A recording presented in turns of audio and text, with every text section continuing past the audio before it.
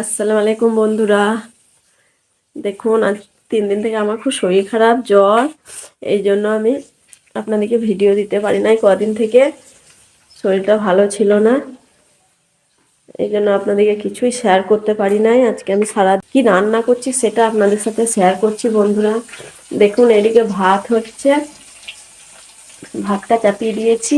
আর এদিকে ফ্রিজে মাছ ছিল, সেই মাছটা আমি ভেজে নিচ্ছি বন্ধুরা।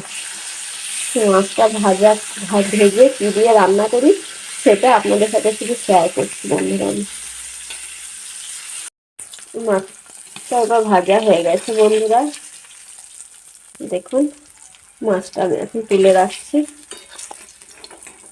মাছগুলো কিন্তু সব আছে পেটির মাছ বন্ধুরা, যেহেতু আমি কাটা খেতে পারি না, এই জন্য পেটির মাছ এনে দেয় ছেলে আমাকে বাজার থেকে।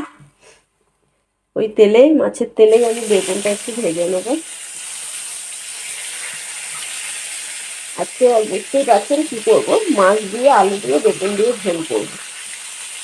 দেখুন আলু কেটে রেখেছি, ওই তেলেই আলুটাও একটু ভেজে নেবো। এই দেখুন বেগুনটা এবার ভাজা হয়ে গেছে, আমি তুলে নেবো। এই দেখুন বন্ধুরা, আমি ওই বেগুনটা ভেজে নিয়েছি, ওই তেলে এবার দিয়ে দিচ্ছি আপনার আলুটা। আলুটা একটু ভেজে নেবো। এদিকে বেগুন মাছ ভেজে তুলে রেখেছি, এদিকে একটু আলুটা লাল করে ভেজে নেবো বন্ধুরা। আর এদিকে দেখুন আমি একটু মশলাটা করে নেবো। কী কী দিয়েছি দেখুন, এটা সিমলা মির্চ আছে একটা, আর একটা দিয়ে দুটো কাঁচা লঙ্কা দিয়েছি, পেঁয়াজ দিয়েছি, আর এখানে দিয়ে দেবো আপনার জিরে, গোটা জিরে দিয়ে দেবো। আমি আজকে মাছের ঝোলটা কিন্তু বেগুন আলু দিয়ে পাতলা ঝোল করব আপনার বাটা মশলা দিয়ে। একটু জিরে দিয়ে দিলাম এখানে, আর দিয়ে দেবো রসুন দিয়ে এটা আমি পেস্ট করে নেব।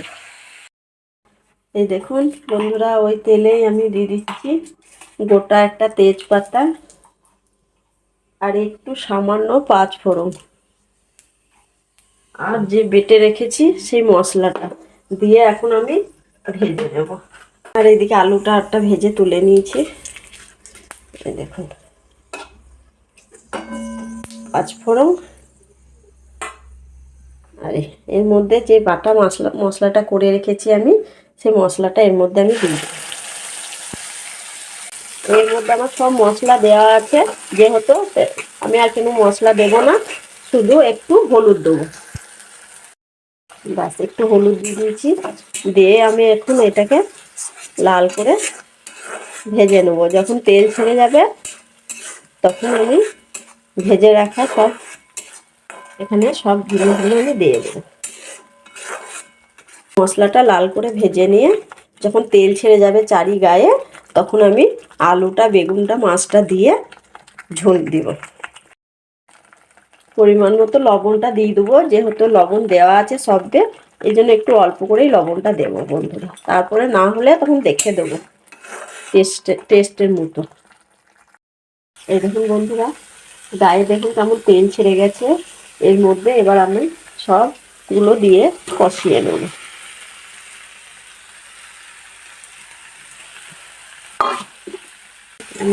নেড়ে দেবো ভালো করে, মশলাটা পুরো যাতে গায়ে গায়ে লেগে যায়।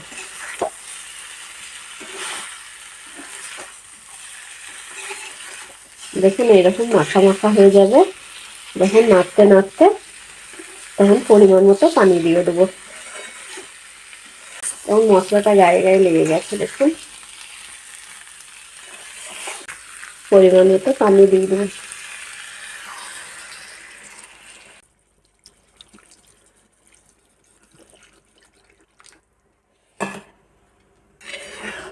আজকে কিন্তু আমি একটাই সবজি রান্না করব, যেহেতু ছেলে দুপুরে খায় না, আর ছেলে তো জানেন মাছ খায় না খুব, এই জন্য এটা শুধু আমারই হচ্ছে। আর এই দেখুন ছেলের জন্য ডাল বসিয়ে দিয়েছি, ডাল করব। আর রাত্রে আলু সিদ্ধ কিংবা আলু ভাজা কিছু একটা করে দেবো, ডিম ভেজে দেবো, ছেলে ওই দিয়ে খেয়ে নেবে। আর আমার এই সবজিটা মাছ দিয়ে, আলু দিয়ে, বেগুন দিয়ে এই তরকারিটা হলেই হয়ে যাবে। এবার আমি একে ঢেকে 10-15 মিনিট রান্না করে নেব। দিয়ে নামাবার সময় কি দিই সেটা আপনাদের সাথে শেয়ার করবো বন্ধুরা। দেখুন বন্ধুরা, আমার মাছের ঝোলটা হয়ে গেছে। এবার উপর থেকে আমি দিয়ে দেবো ধনেপাতা।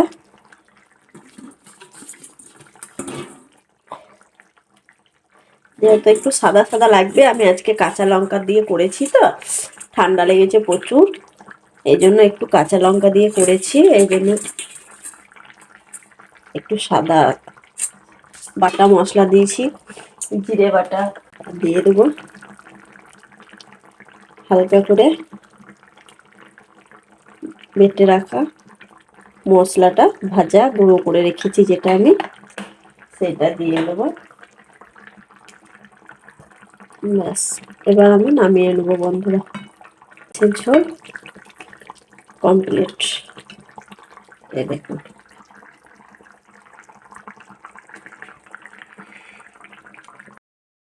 দেখুন বন্ধুরা, প্রচণ্ড জ্বর ঠান্ডা লেগেছে। আপনাদেরকে তো বললাম বাড়িতে তো ছেলে সেই আসবে, সেই সময় সন্ধ্যের সময় কিছু খেতে ইচ্ছে হলো, তার জন্য আমি বানিয়ে নিলাম বাড়িতে থাকা উপকরণ দিয়েই একটা নাস্তা।